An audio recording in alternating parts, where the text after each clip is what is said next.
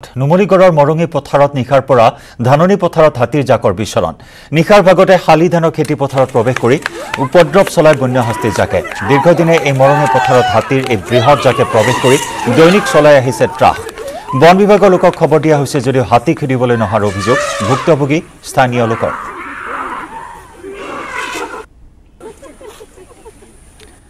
আগবঢ়াইছো নুমলীগড়ৰ পৰা আমাৰ সাংবাদিক প্ৰণৱজ্যোতি শইকীয়াৰ ৰিপৰ্ট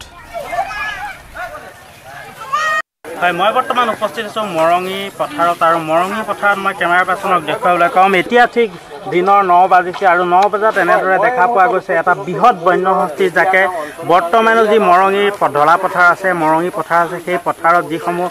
কৃষকে বহু কষ্টৰে কৰা শালি ধানৰ খেতি আছে সেই খেতিসমূহ উৰে নিশাৰ পৰা বৰ্তমান পৰ্যন্ত দেখিবলৈ পোৱা গৈছে কেমেৰা পাৰ্চনে দেখুৱাব এই বৃহৎ হাতী জাকটো প্ৰায় 100-150 এটা বৃহৎ হাতী জাকে কৃষকে কৰা বহু কষ্টৰে যিসমূহ শালি ধানৰ খেতি আছিলে সেই খেতি পথাৰসমূহ খাই তহিলং কৰিছে আৰু ইয়াৰ স্থানীয় লোকসকলৰ এটাই অভিযোগ যিহেতু নিশাৰ ভাগতে হাতী জাকটো এই পথাৰত সোমাই আৰু দেখিবলৈ পোৱা যায় যি বন বিভাগ আছে স্থানীয় বন বিভাগ আছে বন বিভাগক খবৰ দিয়ে কিন্তু খবৰ দিয়াৰ পিছতো আচলতে বন বিভাগৰ কোনো লোক এই হাতী খেদিবলৈ ইয়াত উপস্থিত নহয় আৰু আচলতে এইটো দীৰ্ঘদিনীয়া সমস্যা বিগত বৰ্ষসমূহতো দেখা পোৱা গৈছিলে এই হাতী জাকটোৱে মৰঙী যি পথাৰ আছিলে এই পথাৰত আচলতে দিনে নিশাই উপদ্ৰৱ চলাইছিলে কৃষকে বহু কষ্টৰে কৰা খেতি পথাৰ খাই তহিলং কৰিছিলে মোৰ লগত একাংশ স্থানীয় লোক আছে বাইদেউ কি ক'ব ৰাতি দিন কৰি আমি পতাবলগীয়া হৈছে গোটেই পথাৰত 100 বিঘা মাটি আদায় কৰি দিছে হাতীয়ে কিন্তু ফৰেষ্টৰ লোক নাহে এতিয়া এয়া হাতী আমাৰ পথাৰতে সোমাই আছে হাজাৰ হাজাৰ মানুহ ৰাস্তাটো ৰৈ আছে কিন্তু হাতী ওলাই অহা নাই এনেকৈ সদায় হাতী আহি আছে সদায় জাক হাতী 100-150 ওপৰত এই তেলিয়াঙা পথাৰখনত হাতীয়ে উপদ্ৰৱ চলাই আছে বন বিভাগৰ লোক আহেনে বন বিভাগৰ লোক এতিয়ালৈকে দেখিবলৈ নাই আমাৰ এই পথাৰত হয় নিশ্চয়কৈ বন বিভাগক খবৰ দিয়াৰ পিছতো বন বিভাগৰ লোক ইয়াত উপস্থিত নহয় হাতী জাকটো খেদিবলৈ মই কেমেৰা পাৰ্চনক পুনৰ সেই হাতী জাকটো দেখুৱাবলৈ ক'ম কেইবাটাও ভাগত বিভক্ত হৈ হাতী জাকটো এই মৰঙী সমগ্ৰ পথাৰত আচলতে দিনে নিশাই উপদ্ৰৱ অব্যাহত ৰাখিছে আৰু বৰ্তমান ঠিক 9 বাজি গৈছে 9 বজাৰ সময়তো এনেদৰে দেখিবলৈ পোৱা গৈছে আচলতে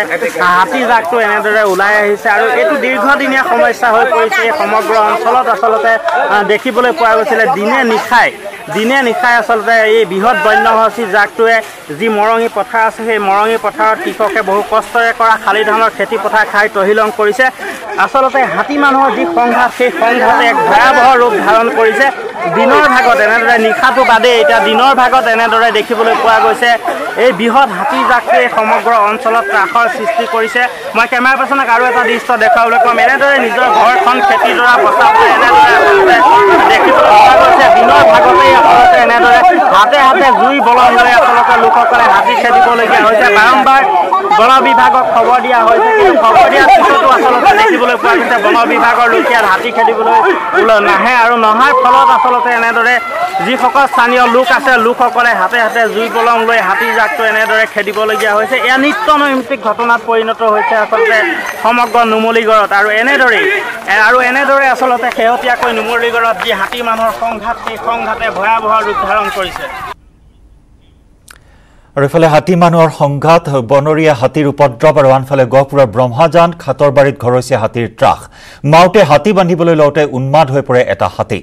মাউটোক খুন্দিয়াই পেলাই দিয়ে হাতীটোৱে উন্মাদ হাতীটোৱে ভাঙিলে এখন দোকানৰ লগতে দুটাকৈ ঘৰ বৰ্তমান বন বিভাগৰ সহযোগত হাতীটোক ট্ৰেংকুলাইজ কৰা হয় বিশ্বনাথৰ বাগমাৰীৰ পৰা অৰুণাচললৈ নি থকাৰ সময়ত এই ঘটনা সংঘটিত হয় হঠাৎ উন্মাদ হৈ পৰে এটা ঘৰচীয়া হাতী আৰু তাৰ পিছতে মাউটোক আক্ৰমণ কৰে হাতীটোৱে এখন দোকান দুটাকৈ বাসগৃহ ভাঙি চুৰমাৰ কৰে এই ঘৰচীয়া হাতীটোৱে বন বিভাগৰ সহযোগত ট্ৰেংকুলাইজ কৰা হয় হাতীটোক বিশ্বনাথৰ বাগমাৰীৰ পৰা অৰুণাচললৈ নি থকাৰ সময়ত এই ঘটনা সংঘটিত হয়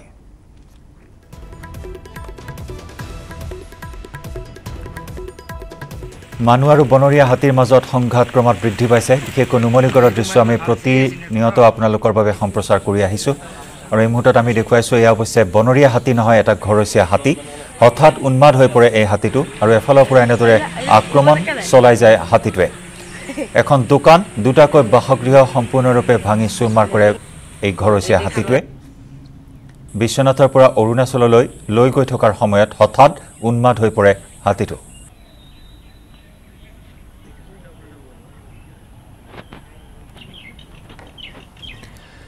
নগাঁৱৰ গোমুঠা গাঁৱত উত্তাল প্ৰতিবাদ অৰ্ধ শতাধিক ফ'ৰলেন শ্ৰমিক ঠিকাদাৰৰ প্ৰতিবাদ টিকে কনষ্ট্ৰাকশ্যনৰ বিৰুদ্ধে শ্ৰমিক ঠিকাদাৰে সাব্যস্ত কৰে প্ৰতিবাদ ফ'ৰলেন নিৰ্মাণৰ কামত নিয়োজিত টিকে কনষ্ট্ৰাকশ্যন শ্ৰমিক ঠিকাদাৰক বহু লক্ষাধিক টকা কোম্পানীটোৱে নিদিয়াৰ অভিযোগ উত্থাপিত হয় টিকে কনষ্ট্ৰাকশ্যনৰ ঠাইত নতুনকৈ ফ'ৰলেনৰ কাম হাতত লোৱা কোম্পানীটোৰ কাম কিছু সময়ৰ বাবে বন্ধ কৰিলে ক্ষুব্ধ শ্ৰমিক ঠিকাদাৰে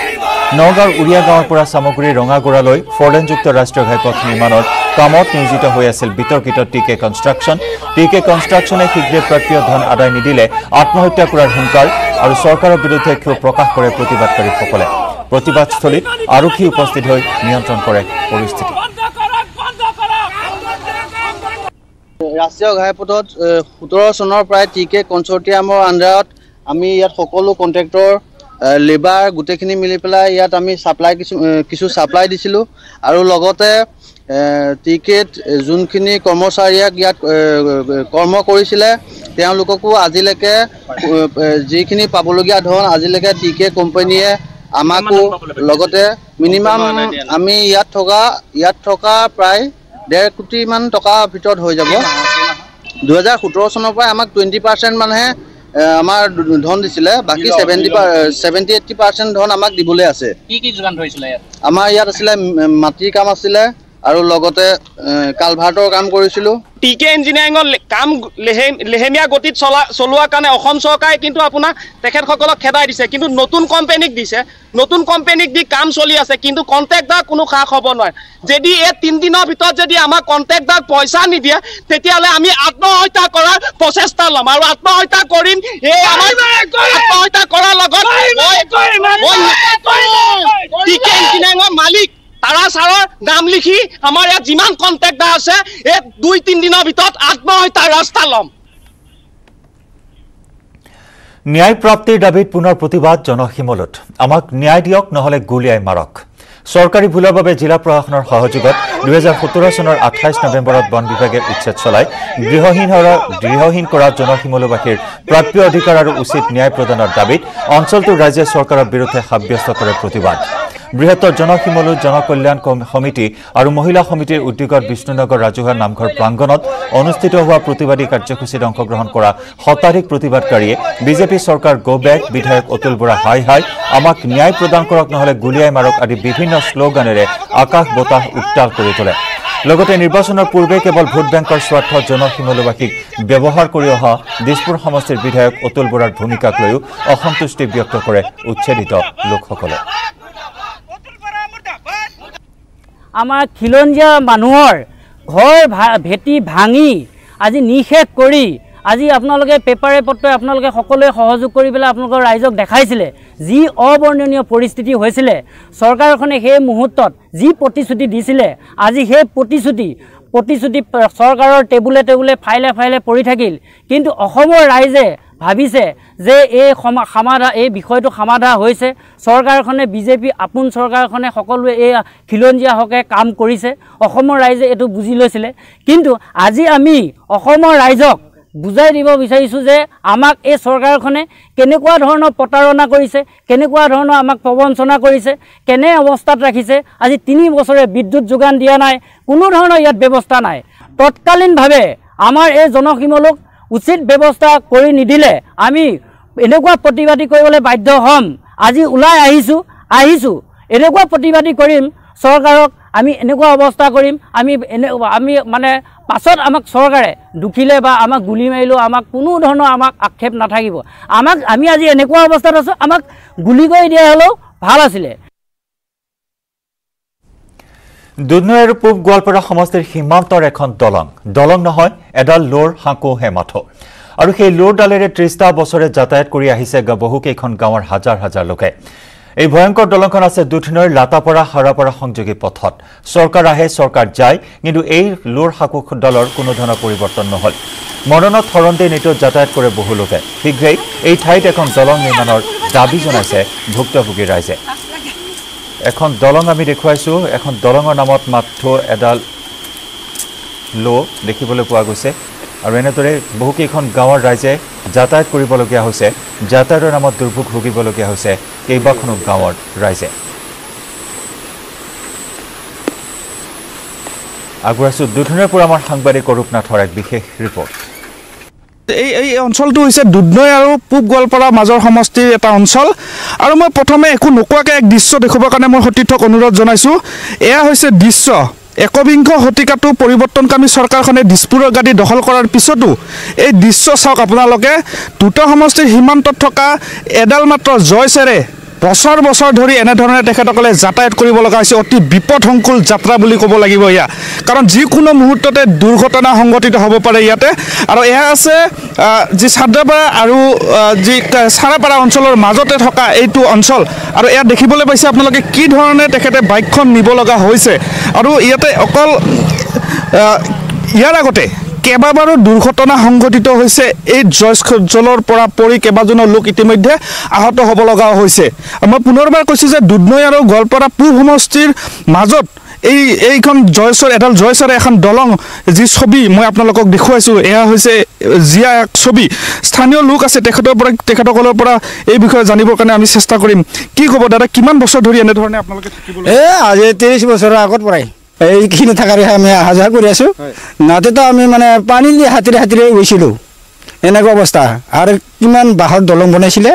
এই বাঁহৰ দলঙৰ ওপৰত চাইকেলৰ লগত মানুহৰ লগত পানীত পৰি গৈছে। যিহেতু 30 বছৰ এনেধৰণে আছে, আপোনালোকে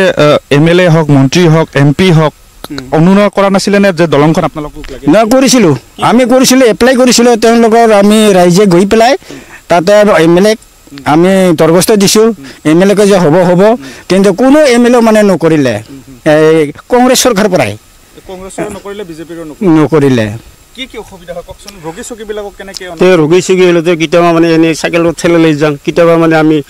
পানী উখানি দি পাৰ কৰি লৈ যাওঁ, কেতিয়াবা ঠেলা দি লৈ যাওঁ, ফাৰ্মাচীত এনেকুৱা লৈ যাওঁ। আৰু উপায়টো নাই, সেই অৱস্থাত এনেকুৱা ভুগি আছোঁ আৰু ইয়াতে। সেয়ে আমাৰ কথা।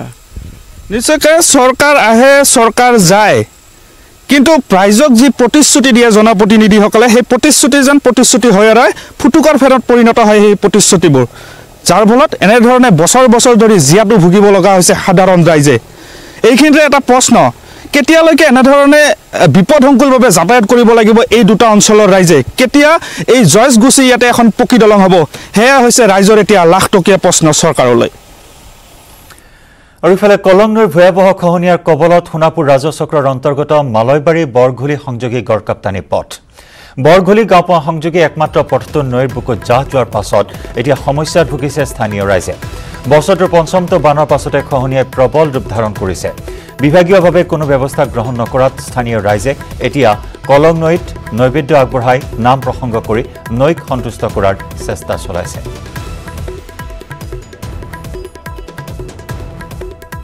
আৰম্ভ হৈছে পবিত্ৰ নৱৰাত্ৰি।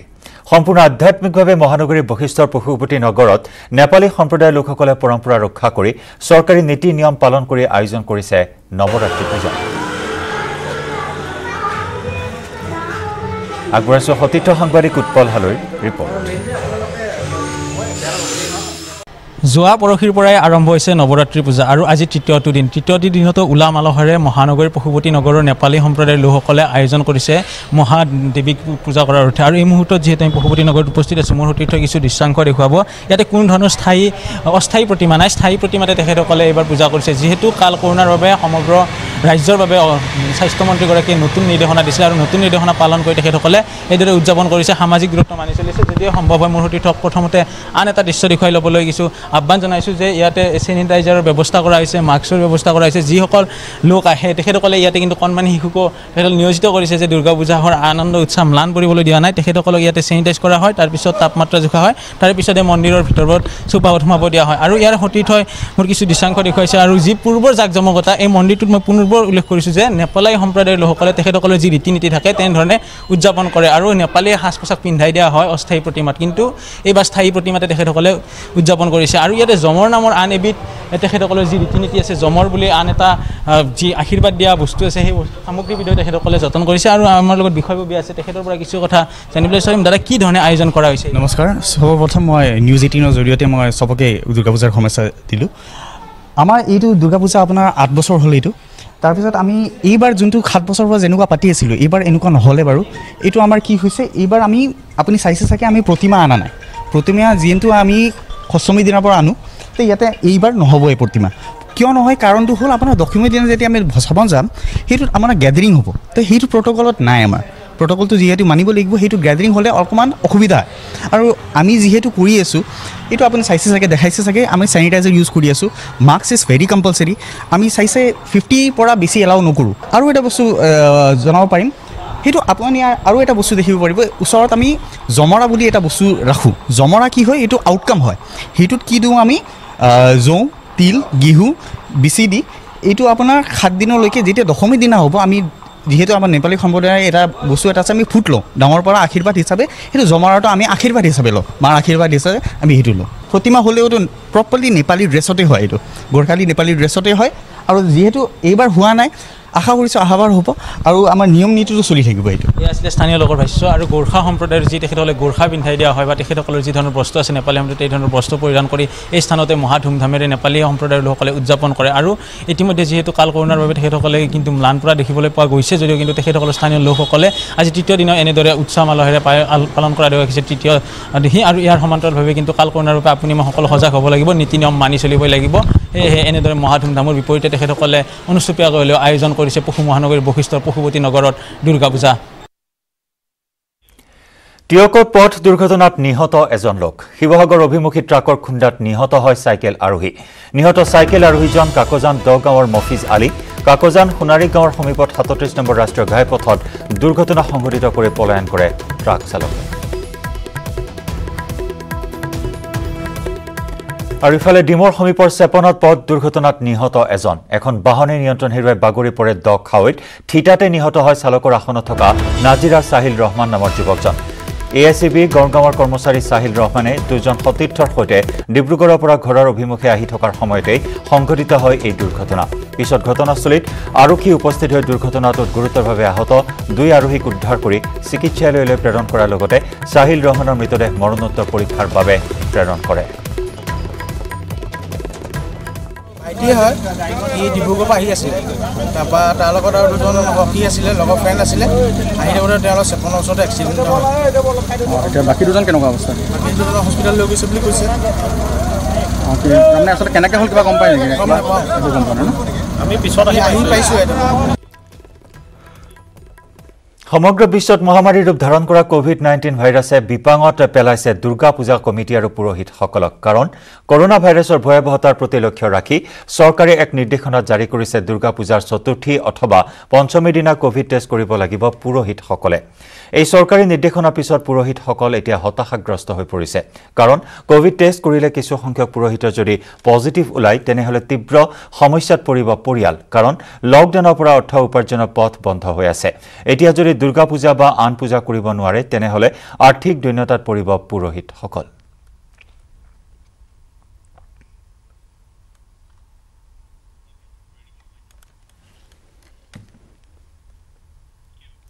সময় হল দুপৰৰ শিৰোনামৰ পৰা বিদায় লোৱাৰ নমস্কাৰ